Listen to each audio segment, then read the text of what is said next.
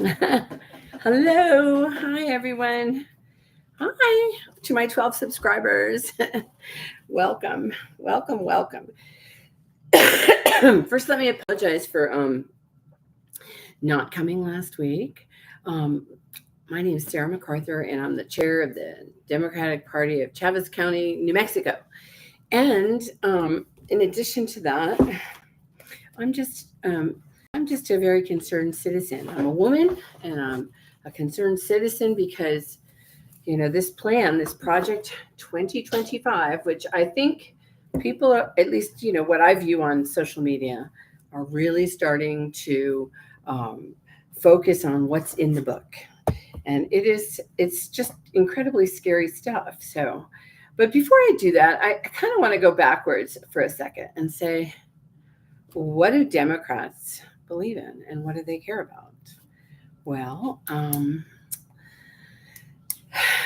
Democrats care about workers' rights, protecting the environment, equal pay for fighting the special interests.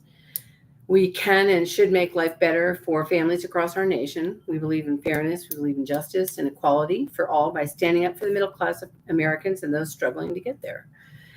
Democratic Party is generally associated with more progressive policies, which those are not bad words, but some people think they are. And we support social and economic equality, favoring greater government intervention in the economy, but opposing government involvement in the private, non economic affairs of citizens.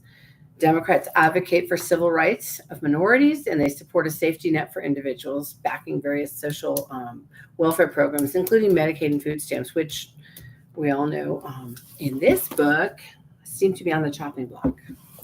To fund these programs, we want to fund the programs and other initiatives, and we endorse progressive tax, which means, somebody that's a billionaire is still going to be a billionaire even if they pay their actual taxes. And the fact that people are feeling bad for billionaires that they don't pay their taxes is amazing. It's a really outstanding con job that the Conservative Party since Reagan, since 1980, has accomplished, uh, and convinced everyone that poor rich people shouldn't have to pay their taxes. Oh my gosh. And yeah, damn it, they should. Okay. I mean, they use the same roads, the fire trucks, the policemen, the libraries, or whatever. They still drive on those bridges. They still drive on the things that we need within our communities in order to be successful. So, well, Democrats are generally considered liberal. Republicans are seen as conservative. And I would say the Democratic Party supports a larger economic government for economic issues, backing regulations and social welfare programs. I've said that already. The Republicans, however, typically want a smaller government that is less involved in the economy. And this contrary view in the size of government is reflected in their positions on taxes. Democrats favor progressive taxes to finance government's expanded role, while Republicans support lower taxes for all. Except for that, when Trump just did the 2017 tax rate, the thing that happened that was very problematic was he raised taxes for the middle class and he lowered taxes for the very, very rich. And there have been corporations that have paid no taxes since that time. Pretty amazing, huh? No taxes. But they're having record-breaking profit margins for the last 2.5, 3 years, all because of the tax breaks they got under Trump. I don't know about you, but I personally have had my taxes go up by about $3,000 a year. Maybe that's not a lot to some people, but it's a lot to me, and I'm on a fixed income, so they're taking their share out, and that was because of the 2017 tax.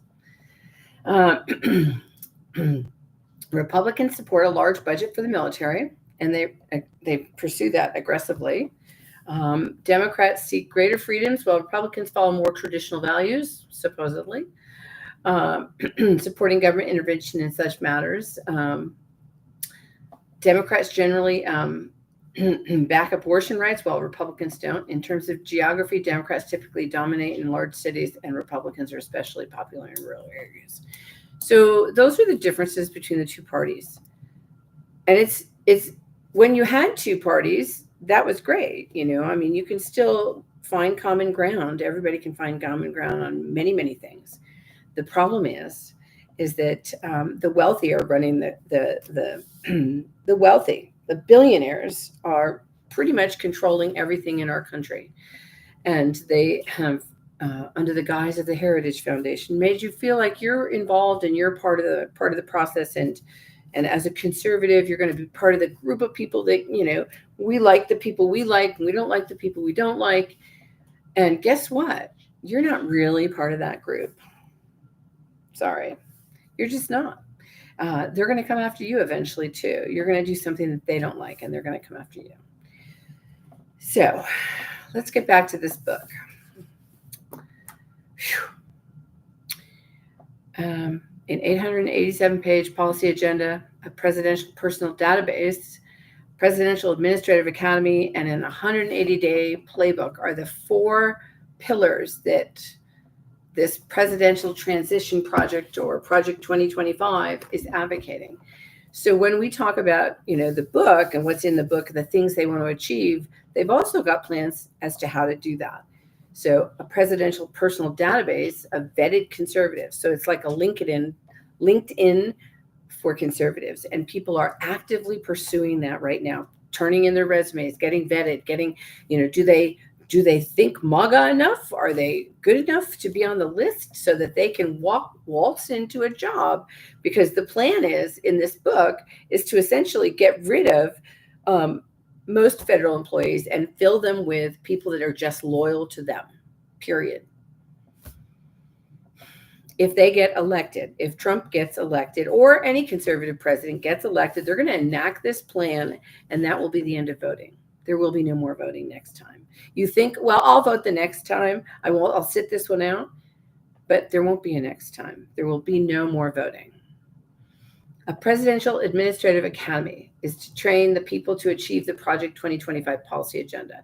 That is currently ongoing. All of those things are ongoing, and people are doing them.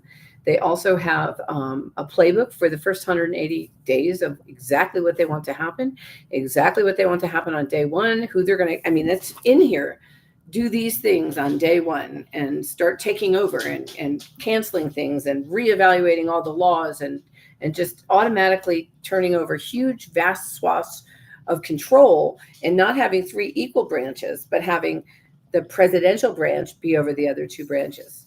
And he's basically said, I will remove funding and the ability of Congress to take any money. And that was the thing he got in trouble for with Ukraine. He was withholding money that had already been approved by Congress. Congress controls, the House of Representatives controls the purse. And they have got a plan to make it so that doesn't happen anymore. That's not going to happen. All right. I'm kind of checking my notes and seeing where I am. They have the Heritage Foundation, in writing this book, they got at least 90 conservative organizations to help them, a who's who of groups that have led attacks on reproductive rights, bodily autonomy, gender studies, and the Equal Rights Amendment and Me Too initiatives. Here's one of the things they say in this book as a quote. It's not enough for conservatives to win elections. If we're going to rescue the country from the grip of the radical left, we need both a governing agenda and the right people in place, ready to carry this agenda out on day one of the next conservative administration. That's their plan. And there won't be any more, 2-party system where they work together and compromise. That's over. Those days are over. So they have a main target. It's called the Totalitarian cult, known today as the Great Awakening. And throughout this conservative promise, they rail against woke progressivism, woke culture warriors, woke bureaucrats at the Pentagon, woke extremism, woke propaganda, and the woke agenda. Wokeism, the woke-dominated system of public schools and universities, woke revolutionaries, and the radical, supposedly woke faction, the woke policies in corporate America, and the woke gender ideology. They describe the Department of Education as a convenient one-stop shop for the woke educational cartel. They have particular vitriol for colleges and universities, which they describe as an establishment captured by woke diversicrats and a de facto monopoly enforced by the federal accreditation cartel. This is how they talk about our government. This is what they think of the people that are doing the jobs to help people.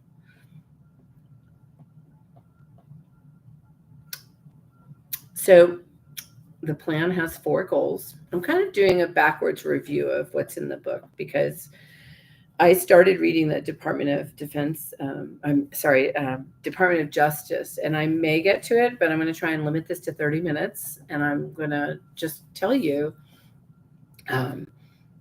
it's really scary stuff. It's all scary. This plan has 4 goals in this book. Restore the family as the centerpiece of American life and protect the children. Sounds good. Dismantle the administrative state and return self-government to the American people, which they've never had before.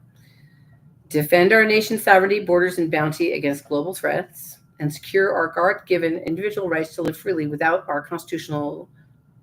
what our Constitution calls the blessings of liberty. But the contradictions of these things that they want are glaring. The authors claim to support equality while advocating for dismantling the government agencies that enforce laws ensuring equality, such as Title 7 and Title 10 of the Civil Rights Act. They claim to support freedom and liberty while advocating for a total ban on abortion, rolling back the rights of LGBTQ people, and closing the border.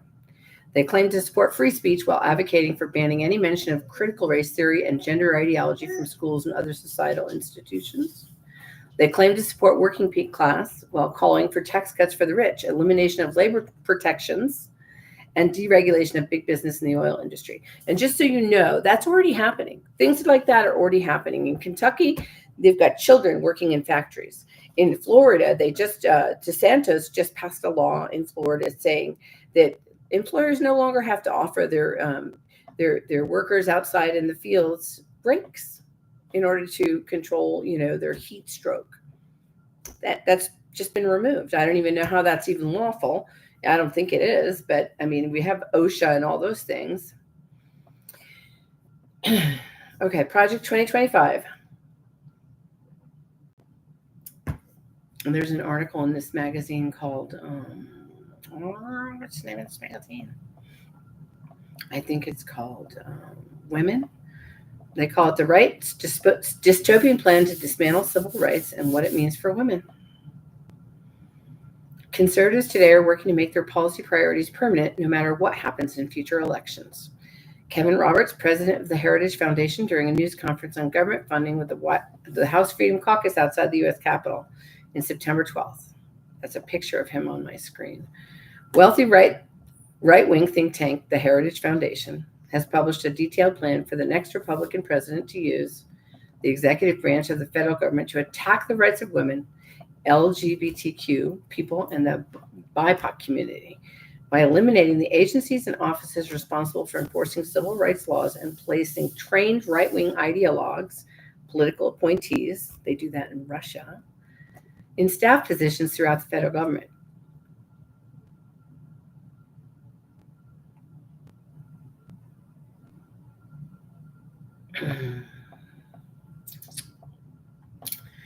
Their main target, what they call the Tertullian cult, is known as the Great Awakening. I already read that. Sorry. So their current leader, Donald Trump, has dehumanized Democrats by likening them to animals. And when you create an us and them, you have now created an enemy. I think somebody's watching. Hi, whoever you are. So I think I'm about done with this part of it.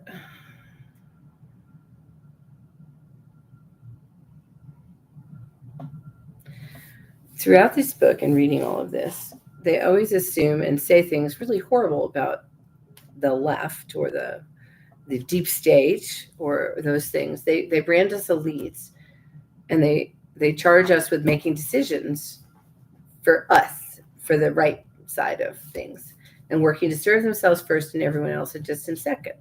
They describe elites as power-hungry socialists. For socialists who are almost always well-to-do, socialism is not a means of equalizing outcomes, but a means of accumulating power.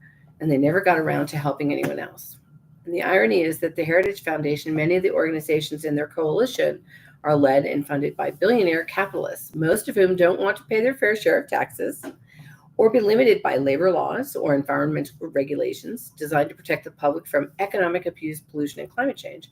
The conservatives criticizing the elites are themselves elites. And they're the ones that are saying those things. But their plan on the EPA one is, let's just deregulate all laws that are related to clean air and water. I don't know if you can live with that, but I sure can't. I need water and I need air. They argue the left opposes equality and liberty established in the American Revolution, the Declaration of Independence, and the Constitution. It's this radical equality, liberty for all, not just of rights, but of authority, that the rich and powerful have hated about democracy in America since 1776. They resent Americans' audacity, insisting that we don't need them to tell us how to live. It's this inalienable right of self-direction, of each person's opportunity to direct himself or herself and his or her community to the good, that the ruling class disdains. Yet this unalienable right to self-direction does not appear to extend to pregnant women anymore, or to LGBTQ people. They have eliminated them and families. So if you are not in a traditional family, a man, a woman, and children, and you're married, then you are not going to get any protections. If you're a single mom, you are not going to get any protections. And that's problematic. Nobody in their right mind that isn't being deluded into thinking that Trump is this great guy. I mean, the very people that work for him in his administration are actually advocating he's not trustworthy, he's scary, he'll do bad things, he's going to be worse this next time. And people are like, oh, he didn't ever lie to me. I had a woman tell me that, and she's no longer a friend, and I could care less. But I'm telling you, I was in awe. It's the first person I met once the same person told me that Rush Limbaugh never said anything mean. And I was like, why am I wasting my time with this dumb person? She's not only is she dumb, but she's actually, convinced herself that she's so delusional that she absolutely refuses to learn anything new or learn anything that doesn't go along with what her comfort zone is. And that's a scary prospect, but that's what's happening right now. The conservatives invoke women's rights to call for the destruction of women's rights. Left to our own devices, the American people rejected European monarchy and colonialism, just as we rejected slavery after a war, second-class citizenship for women, mercantilism, socialism, Wilson globalism, fascism, communism, and today's wokeism. Yet, banning abortion makes women second-class citizens. So they talk a good game, but what are they doing? And that's what I want people in Chaves County, the Democrats, and anybody else that's willing to open their mind and listen and think about things, is to consider, what did they do? How did they vote in Congress? Stop voting for people that vote against your interests. Stop voting for people that don't seem to care about whether or not you're included in DEI. They charge the left with controlling other people's lives, while they themselves are the ones who propose and champion state-level and federal bans on abortion and gender-affirming care. The left does not believe that all men are created equal. They think they are special. They certainly don't think all people have an unalienable right to pursue the good life. They think only they themselves have such a right, along with a moral responsibility to make decisions for everyone else. They don't think any citizen, state, business, church, or charity should be allowed any freedom until they first bend the knee. Yet they want to use the force of law to impose their religious beliefs on others. They're saying that the left does those things, when in fact, it's not the left, it's them. They want to use the force of law to impose their religious belief on others by determining intimate bodily decisions for pregnant women and LGBTQ people. Lawmakers that identify with the political left supports laws to empower individuals to make their own decisions about their bodies and lives, whereas the political right is passing laws limiting people's ability to make these choices. And as a woman, I resent women that would vote against other women. I really do. And I think you should too. It's just ridiculous.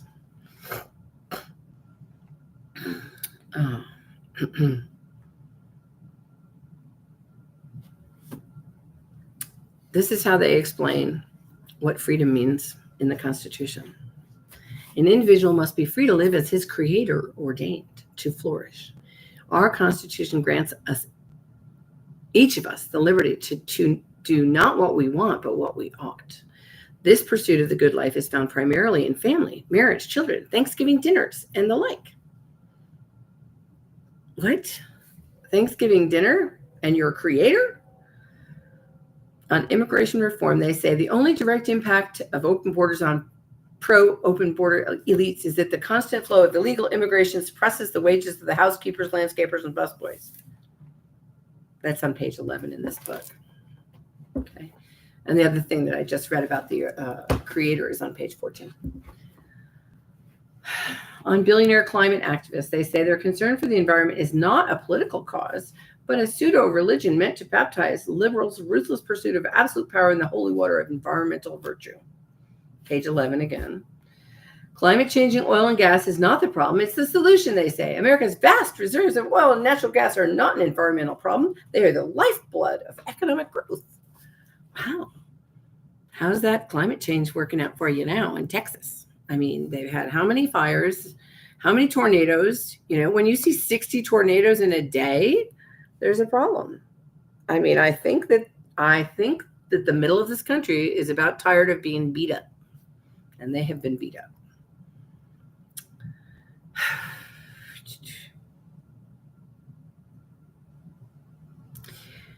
So the reality is free market policies, trickle-down economics, which never worked, of Reagan and Bush administrations have generated tremendous wealth inequality in this country and environmental pollution that targets the most vulnerable communities. Despite a long-standing American tradition that career employees of the federal government are not political appointees, this conservative promise calls for removing any federal government employee who disagrees with their beliefs and replacing them with conservative ideologues. And if you're okay with that, sure, vote for Trump, vote Republican, all across the board. But if you're not okay with that, if you want people that are experts in their field to do their job, then don't vote Republican, because it's not a Republican Party anymore. I mean, they were supposed to. They're advocating to want a stronger border and protection. So Mr. Senator Langford over in, I think it's Oklahoma, one of the most conservative senators around, wrote legislation in the Senate, and every single Republican in both the Senate and the House voted against it. Because Trump wants to use that to campaign to be president this next time and say that the border issue wasn't fixed, except for that, how stupid do you think we are? We're not that stupid. We are not that stupid. But back to this whole business of changing out federal employees for political appointees, they want to remove anybody who doesn't agree with their ideologues. They boast about how to fire supposedly unfireable federal bureaucrats, how to shutter wasteful and corrupt bureaus and offices, and how to muzzle woke propaganda at every level of government. And that's on page 9. They promise the total destruction of the federal government. The solution to all of the above problems is not to tinker with this and that government program to replace this or that bureaucrat. These are problems not of technocratic efficiency, but of national sovereignty and constitutional governance. We solve them not by trimming and reshaping the leaves, but by ripping out the trees, root and branch. Page 12. Here are some of the specific action items that they're planning to do. And I'm just doing a broad overview, and we'll get back to me going chapter by chapter. Department of Education, they want to eliminate the entire department, which enforces civil rights laws, including Title X, which prohibits sex discrimination in education. They want to revert to the Trump administration's Title X sexual harassment and assault standards, which placed burdensome restrictions on the ability of survivors to report assault and obtain justice. They want to reverse the Biden administration's definition of sex under Title 9, my Roman numerals, I'm so bad. All of that was Title 9. To include sexual orientation and gender identity, and redefine sex to mean biological sex assigned at birth. So they're going to wipe those particular things off the map. They're going to increase public funding of religious education through expansion of school choice policies and give federal funds to states as block grants with no strings attached. Department of Health and Human Services on abortion. Under threat of funding laws, require liberal states to report to the CDC accurate and reliable statistical data about abortion, abortion survivors, and abortion-related maternal deaths. Require treatment of fetuses born alive after abortion. There aren't any. Withdraw Medicaid funds for states that require abortion insurance or that discriminate in violation of the Weldon Amendment, which declares that no Health and Human Services funding may go to a state or local government that discriminates against pro-life health entities or insurers. Audit states for the Hyde Amendment compliance. Require the CDC to track abortion across various demographic indicators to assess whether certain populations are targeted by abortion providers based on false allegations of eugenic motivations. Reverse Biden administration support for travel to get abortion health care. Prohibit funding, prohibit Planned Parenthood from receiving Medicaid funds and allow states to defund Planned Parenthood in their state Medicaid plans. Reverse FDA approval for mifepristone, or at least go back to the pre-2016 limitation and prohibit the mailing of abortion pills, which is essentially how most people are getting their day after pills now. I think that's the day after pill. Prohibit stem cell research and stop the development and testing of COVID-19 vaccines with aborted fetal cell lines. And I did talk about that earlier in like an earlier segment. And I said, none of the aborted fetal cell lines are actual, current. They were developed in petri dishes since the 1970s. So it's not a real thing that they're talking about. They're trying to get you excited as though their fetuses are having their cells taken from them. That it's not true. It was done in the 70s and the 90s before people knew more about what was happening in our bodies, and they were doing research and science. And they didn't do the testing of that with anything current for COVID-19 vaccines. It's just a shame that they're feeding you disinformation. Affirm rights of conscience to deny medical care. Oh, so the Hippocratic Oath no longer means anything if you're very religious, which I think is a bunch of bullshit. Declare that abortion and euthanasia are not health care, except for when they are. Reverse Biden interpretation of the Emergency Medical Treatment and Active Labor Act, EMTALA, that requires treatment of women miscarrying. In other words, if you go and you're miscarrying in a hospital and they don't want to treat you, then if your life isn't in imminent danger, they'll just send you home.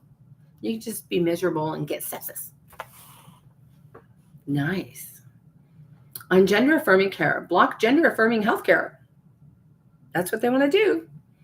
End Centers for Disease Control's collection of data on gender identity.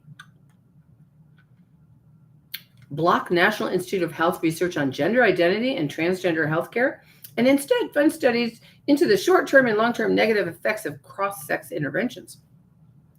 Reverse Biden administration's redefinition of sex to include gender identity, sexual orientation, and pregnancy status. Other. Add work requirements to receive Medicaid. Condemn single motherhood and same-sex marriage.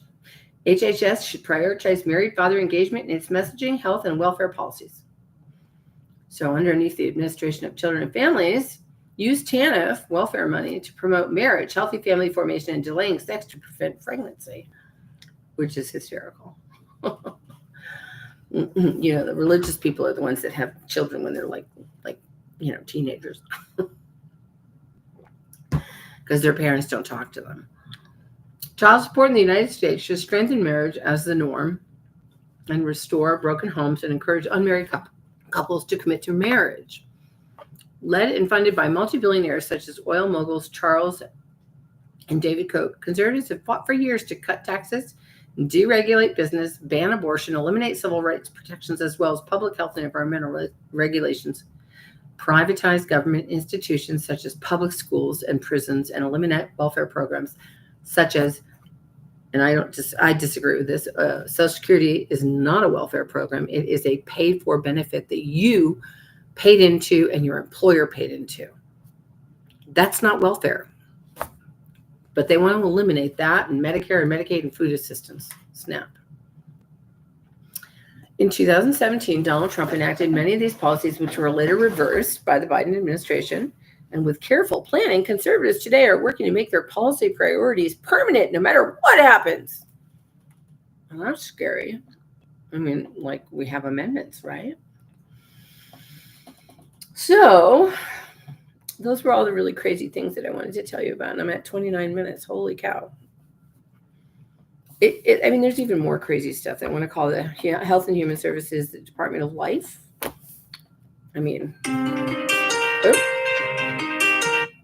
So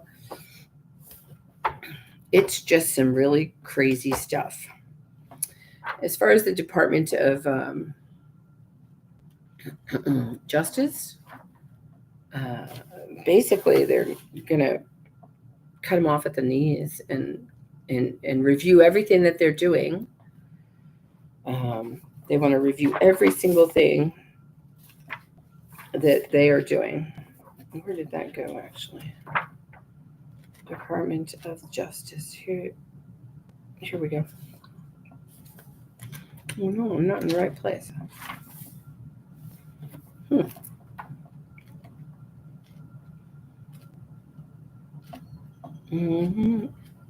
Well, I would really like, say it loud, say it all the time, talk to your friends, come at people where you can actually find common ground with them first, or say that you're uncertain about something because you may be uncertain about certain policies or regulations, or how does this work, or how did that work, and when you do that, people are more open to talking to you about things and expressing back and forth. I have a book that I'd like to recommend that everybody read. It is called On Tyranny. It's like $7 on Amazon. It's written by Timothy Snyder, who occasionally is on Rachel Maddow's show, and it is very quick reading. You can read it in a day. It's like 20 chapters, and it gives you all the information you need to know about where we're at in our country. And we are very close to fascism. And they can say what they want, but they're the ones that are not following the Constitution. They're the ones that are hypocrites. They want billionaires to run the country, and they want all of the people that vote for the Republican Party to think that the billionaires are on their side, when in fact the billionaires are not on your side. I mean, and Warren Buffett said he paid $5 billion in taxes last year, and the worst thing that happened to him is, oh, he's still a billionaire. I mean, I'm paraphrasing, but that was what he said. And, the truth is that the billionaires and the corporations, they want to control the country like an oligarchy, like in Russia. And they want to give all this power to the president, and they've written it all down as a plan. If ever you picked up a book and started reading, you need to understand this, or you need to just follow me or go on Instagram and start following some Congress people, because they're getting out there. They're talking about what's in this book.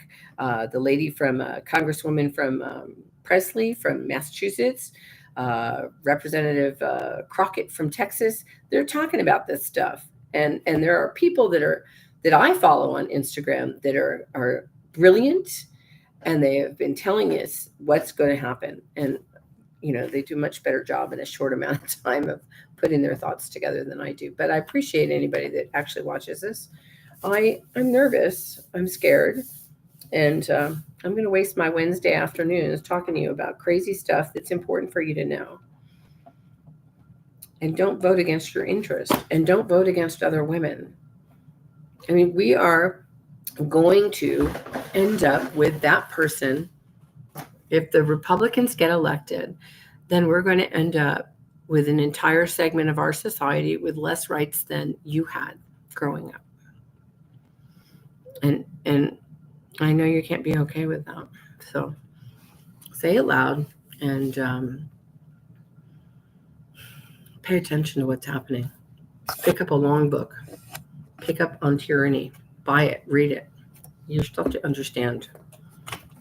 And turn off Fox News. Anyway, that's it for me today. But I appreciate the person that listened in this whole time. I don't know who that is. But thank you. I appreciate it. And I hope other people watch. Again, Sarah MacArthur signing off. The head Democrat in Chavez County, apparently. And so I really want you guys to start listening. Bye.